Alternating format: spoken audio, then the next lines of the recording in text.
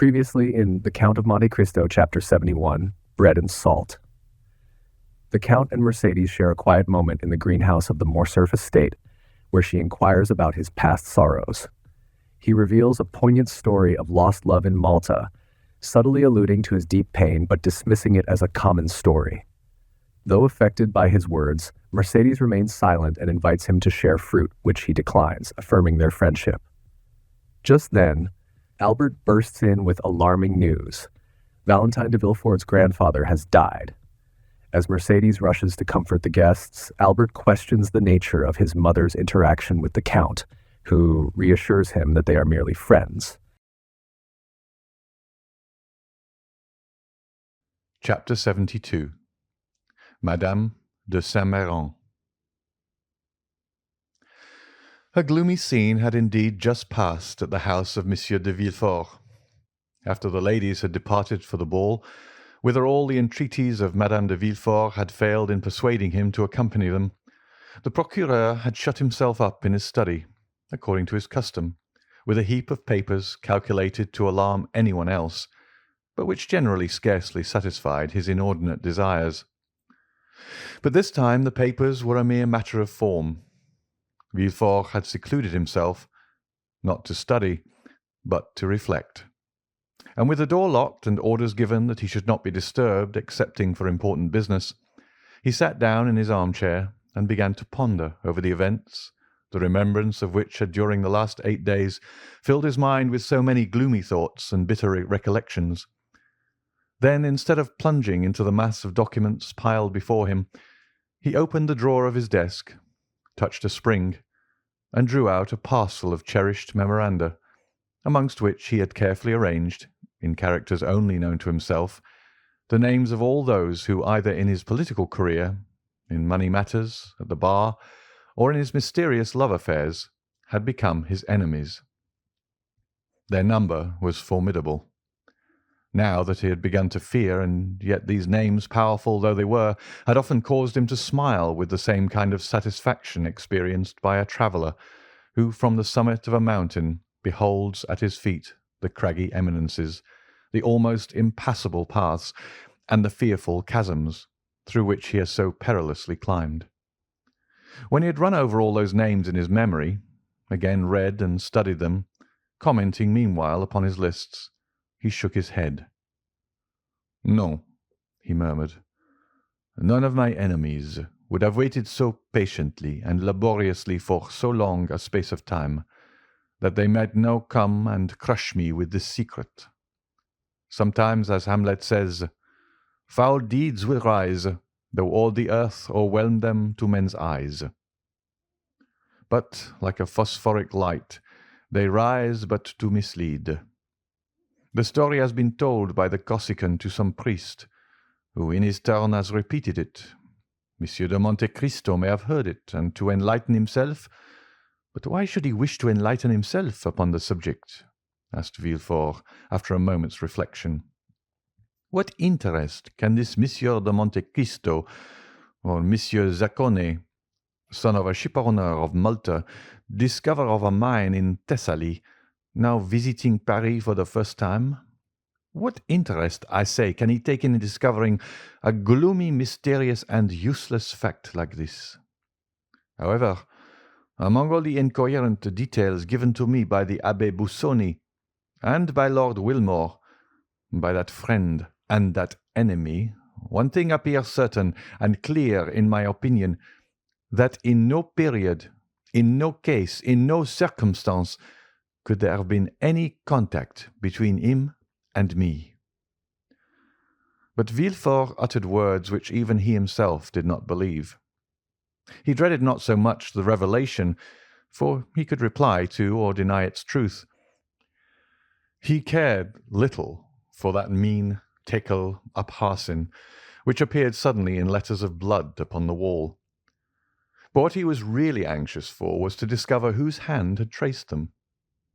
While he was endeavouring to calm his fears, and instead of dwelling upon the political future that had so often been the subject of his ambitious dreams, was imagining a future limited to the enjoyments of home, in fear of awakening the enemy that had so long slept. the noise of a carriage sounded in the yard.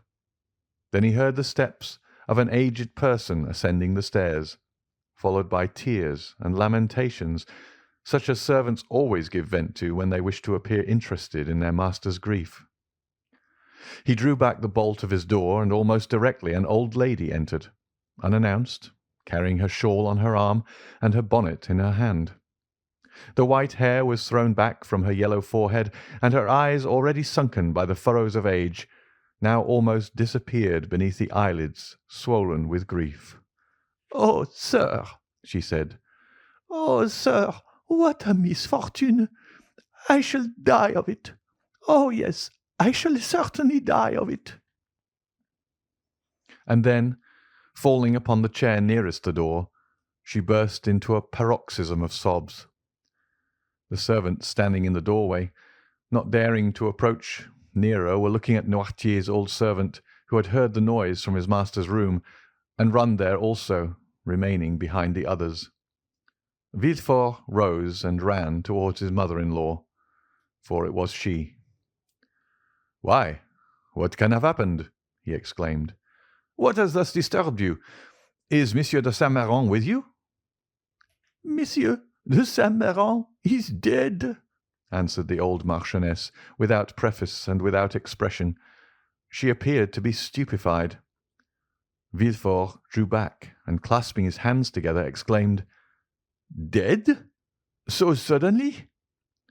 "A week ago," continued Madame de Saint-Meran, "we went out together in the carriage after dinner.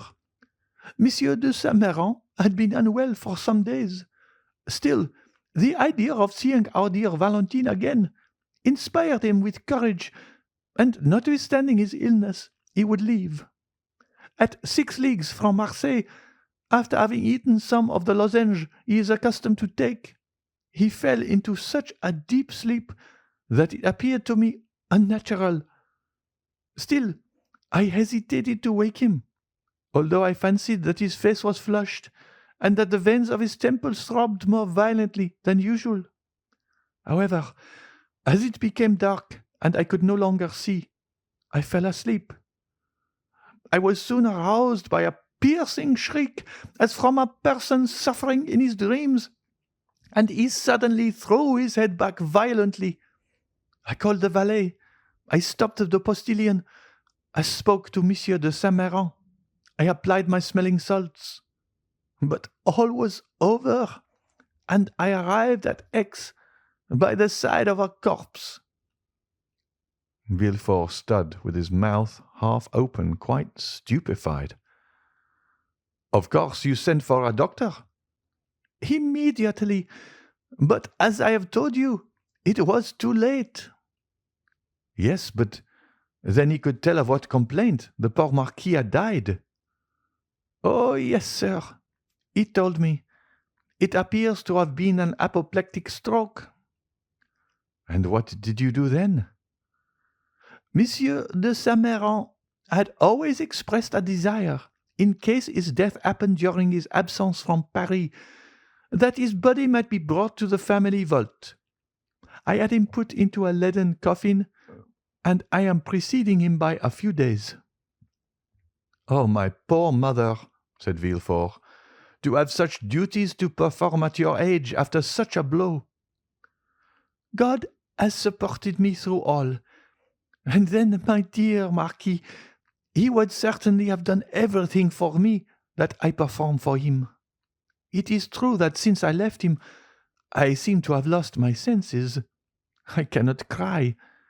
At my age, they say that we have no more tears. Still, I think that when one is in trouble, one should have the power of weeping. Where is Valentine, sir? It is on her account I am here. I wish to see Valentine." Villefort thought it would be terrible to reply that Valentine was at a ball, so he only said that she had gone out with her stepmother, and that she should be fetched. "This instant, sir, this instant, I beseech you," said the old lady. Villefort placed the arm of Madame de Saint-Meran within his own, and conducted her to his apartment. "Rest yourself, mother," he said. The Marchioness raised her head at this word, and beholding the man who so forcibly reminded her of her deeply regretted child, who still lived for her in Valentine, she felt touched at the name of mother, and bursting into tears, she fell on her knees before an armchair where she buried her venerable head. Villefort left her to the care of the women, while old Barrois ran, half scared, to his master, for nothing frightens old people so much as when death relaxes its vigilance over them for a moment in order to strike some other old person.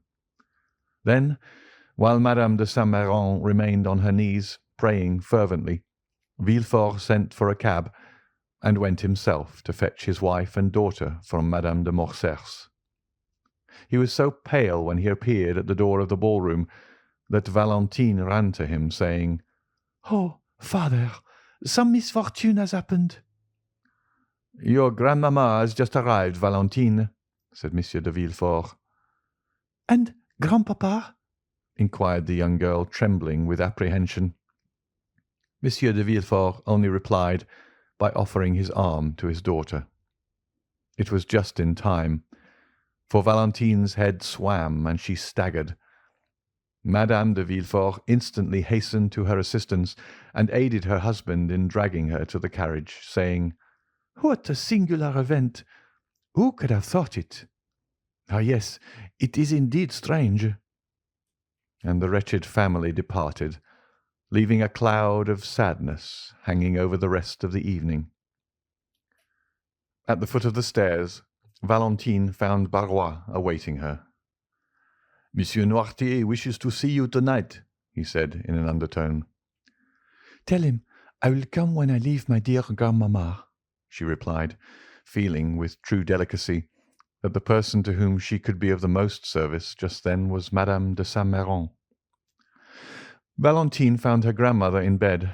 Silent caresses, heart-wrung sobs, broken sighs, burning tears were all that passed in this sad interview, while Madame de Villefort, leaning on her husband's arm, maintained all outward forms of respect, at least towards the poor widow. She soon whispered to her husband, "I think it would be better for me to retire with your permission, for the sight of me appears still to afflict your mother-in-law." Madame de Saint-Meran heard her. "Yes, yes," she said softly to Valentine. "Let her leave. But do you stay." Madame de Villefort left, and Valentine remained alone beside the bed, for the procureur, overcome with astonishment at the unexpected death, had followed his wife. Meanwhile, Barrois had returned for the first time to old Noirtier, who, having heard the noise in the house, had, as we have said, sent his old servant to inquire the cause. On his return, his quick, intelligent eye interrogated the messenger. "Alas, sir," exclaimed Barrois, "a great misfortune has happened. Madame de Saint-Meran has arrived, and her husband is dead." Monsieur de Saint-Meran and Noirtier had never been on strict terms of friendship. Still, the death of one old man always considerably affects another. Noirtier let his head fall upon his chest, apparently overwhelmed and thoughtful. Then he closed one eye in token of inquiry. "Mademoiselle Valentine?" Noirtier nodded his head. "She is at the ball, as you know, since she came to say good-bye to you in full dress." Noirtier again closed his left eye. "Do you wish to see her?" Noirtier again made an affirmative sign. "Well, they have gone to fetch her, no doubt, from Madame de Morcerf's. I will await her return, and beg her to come up here. Is that what you wish for?" "Yes," replied the invalid. Barrois, therefore, as we have seen, watched for Valentine, and informed her of her grandfather's wish. Consequently, Valentine came up to Noirtier on leaving Madame de Saint-Meran, who, in the midst of her grief, had at last yielded to fatigue and fallen into a feverish sleep. Within reach of her hand they placed a small table upon which stood a bottle of orangeade, her usual beverage, and a glass. Then, as we have said, the young girl left the bedside to see Monsieur Noirtier. Valentine kissed the old man, who looked at her with such tenderness that her eyes again filled with tears, whose sources he thought must be exhausted. The old gentleman continued to dwell upon her with the same expression. "Yes, yes," said Valentine. "You mean that I have yet a kind grandfather left, do you not?" The old man intimated that such was his meaning. "Ah, yes, happily I have," replied Valentine. "Without that, what would become of me?" It was 1 o'clock in the morning. Barrois, who wished to go to bed himself, observed that after such sad events everyone stood in need of rest. Noirtier would not say that the only rest he needed was to see his child, but wished her a good night, for grief and fatigue had made her appear quite ill. The next morning she found her grandmother in bed. The fever had not abated. On the contrary, her eyes glistened, and she appeared to be suffering from violent nervous irritability. "Oh, dear grandmamma, are you worse?" exclaimed Valentine, perceiving all these signs of agitation. "No, my child, no," said Madame de Saint-Meran. "But I was impatiently waiting for your arrival, that I might send for your father." "My father?" inquired Valentine uneasily. "Yes, I wish to speak to him." Valentine durst not oppose her grandmother's wish, the cause of which she did not know, and an instant afterwards Villefort entered. "Sir," said Madame de Saint-Meran, without using any circumlocution, and as if fearing she had no time to lose, "you wrote to me concerning the marriage of this child."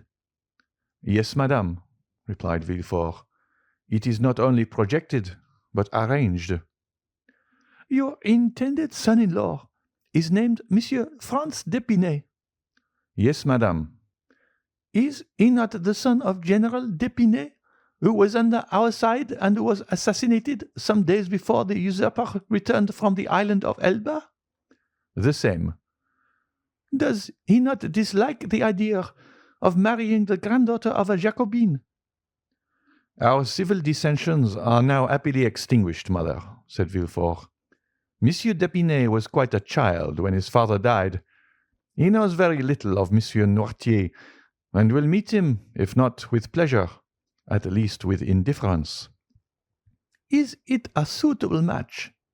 "In every respect." "And the young man?" "Is regarded with universal esteem."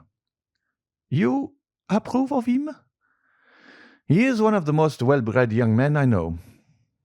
During the whole of this conversation Valentine had remained silent. "Well, sir," said Madame de Saint-Meran, after a few minutes' reflection, "I must hasten the marriage, for I have but a short time to live." "You, madame? You, dear mamma?" exclaimed Monsieur de Villefort and Valentine at the same time. "I know what I am saying," continued the Marchioness. "I must hurry you, so that, as she has no mother, she may at least have a grandmother to bless her marriage. I am all that is left to her belonging to my poor Renée, whom you have so soon forgotten, sir." "Oh, madame," said Villefort, "you forget that I was obliged to give a mother to my child." "A stepmother is never a mother, sir. But this is not to the purpose. Our business concerns Valentine. Let us leave the dead in peace."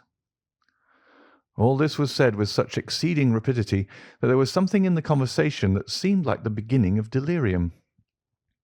"It shall be as you wish, madame," said Villefort, "more especially since your wishes coincide with mine. And as soon as Monsieur d'Épinay arrives in Paris—" "My dear grandmother," interrupted Valentine, "consider decorum, the recent death. You would not have me marry under such sad auspices." "My child," exclaimed the old lady sharply, "let us hear none of the conventional objections that deter weak minds from preparing for the future. I also was married at the deathbed of my mother, and certainly I have not been less happy on that account." "Still, that idea of death, madame," said Villefort. "Still, always, I tell you, I am going to die. Do you understand? Well, before dying, I wish to see my son-in-law. I wish to tell him to make my child happy. I wish to read in his eyes whether he intends to obey me. In fact, I will know him. I will," continued the old lady with a fearful expression, "that I may rise from the depths of my grave to find him, if he should not fulfill his duty." "Madame," said Villefort, "you must lay aside these exalted ideas, which almost assume the appearance of madness. The dead, once buried in their graves, rise no more."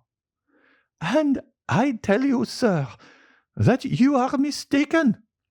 This night I have had a fearful sleep. It seemed as though my soul were already hovering over my body. My eyes, which I tried to open, closed against my will. And what will appear impossible above all to you, sir, I saw with my eyes shut, in the spot where you are now standing, issuing from that corner where there is a door leading into Madame Villefort's dressing-room. I saw, I tell you, silently enter a white figure." Valentine screamed. "It was the fever that disturbed you, madame," said Villefort. "Doubt, if you please, but I am sure of what I say. I saw a white figure, and as if to prevent my discrediting the testimony of only one of my senses, I heard my glass removed, the same which is there now on the table." "Oh, dear mother, it was a dream." "So little was it a dream that I stretched my hand toward the bell, but when I did so, the shade disappeared. My maid then entered with a light." "But she saw no one." "Phantoms are visible to those only who ought to see them. It was the soul of my husband. Well, if my husband's soul can come to me, why should not my soul appear to guard my granddaughter? The tie is even more direct, it seems to me." "Oh, madame," said Villefort, deeply affected in spite of himself, "do not yield to these gloomy thoughts. You will long live with us, happy, loved, and honoured, and we will make you forget—" "Never, never, never," said the Marchioness. "When does Monsieur d'Épinay return?" "We expect him every moment." "It is well. As soon as he arrives, inform me. We must be expeditious. And then I also wish to see a notary, that I may be assured that all our property returns to Valentine." "Oh, grandmamma," murmured Valentine, pressing her lips on the burning brow, "do you wish to kill me? Oh, how feverish you are! We must not send for a notary, but for a doctor." "A doctor?" said she, shrugging her shoulders. "I am not ill.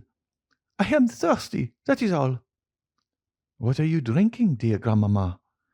"The same as usual, my dear. My glass is there on the table. Give it to me, Valentine."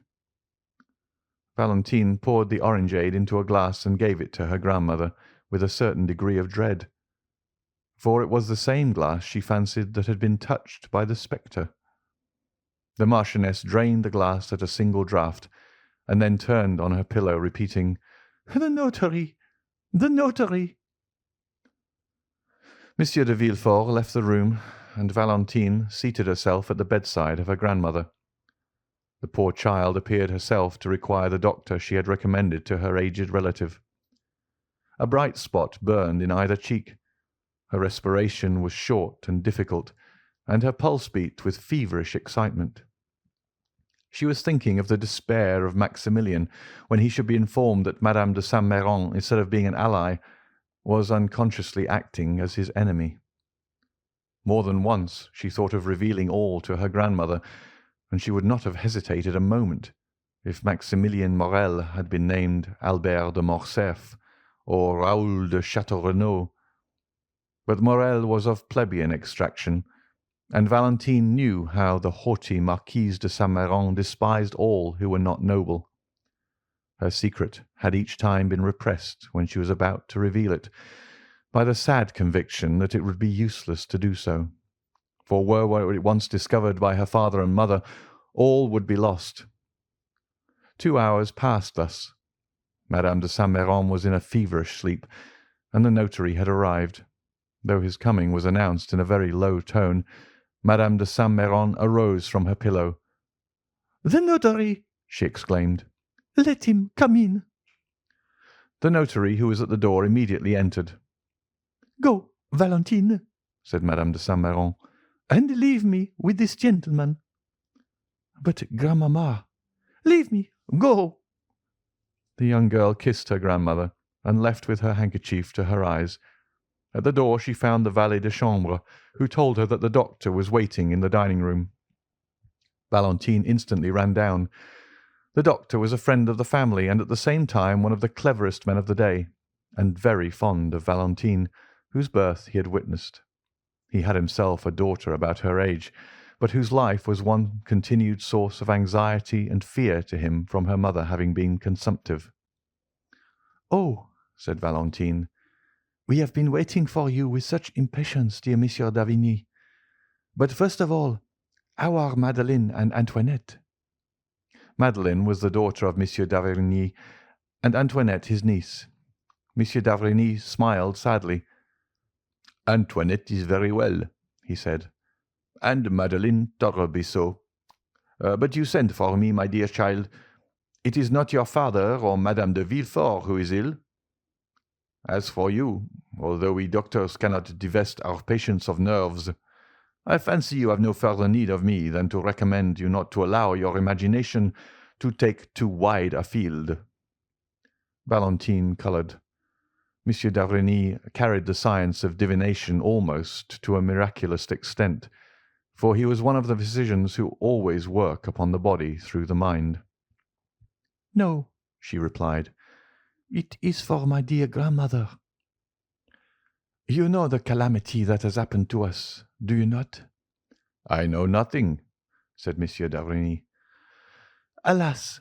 said Valentine, restraining her tears. "My grandfather is dead." "Monsieur de Saint-Méran?" "Yes." "Suddenly?" "From an apoplectic stroke." "An apoplectic stroke?" repeated the doctor. "Yes, and my poor grandmother fancies that her husband, whom she never left, has called her, and that she must go and join him." "Oh, Monsieur d'Avrigny, I beseech you, do something for her." "Where is she?" "In her room with the notary." "And Monsieur Noirtier?" "Just as he was, his mind perfectly clear, but the same incapability of moving or speaking." "And the same love for you, eh, my dear child?" "Yes," said Valentine. "He was very fond of me." "Who does not love you?" Valentine smiled sadly. "What are your grandmother's symptoms?" "An extreme nervous excitement and a strangely agitated sleep. She fancied this morning in her sleep that her soul was hovering above her body, which she at the same time watched. It must have been delirium. She fancies, too, that she saw a phantom enter her chamber, and even heard the noise it made on touching her glass." "It is singular," said the doctor. "I was not aware that Madame de Saint-Meran was subject to such hallucinations." "It is the first time I have ever saw her in this condition," said Valentine, "and this morning she frightened me so that I thought her mad. And my father, who you know is a strong-minded man, himself appeared deeply impressed." "We will go and see," said the doctor. "What you tell me seems very strange." The notary here descended, and Valentine was informed that her grandmother was alone. "Go upstairs," she said to the doctor. "And you?" "Oh, I dare not. She forbade me sending for you, and, as you say, I am myself agitated, feverish, and out of sorts. I will go and take a turn in the garden to recover myself." The doctor pressed Valentine's hand, and while he visited her grandmother, she descended the steps. We need not say which portion of the garden was her favourite walk. After remaining for a short time in the parterre surrounding the house, and gathering a rose to place in her waist or hair, She turned into the dark avenue which led to the bench. Then from the bench she went to the gate. As usual, Valentine strolled for a short time among her flowers, but without gathering them. The mourning in her heart forbade her assuming this simple ornament, though she had not yet had time to put on the outward semblance of woe. She then turned towards the avenue. As she advanced, she fancied she heard a voice speaking her name. She stopped, astonished. Then the voice reached her ear more distinctly, and she recognized it to be that of Maximilien.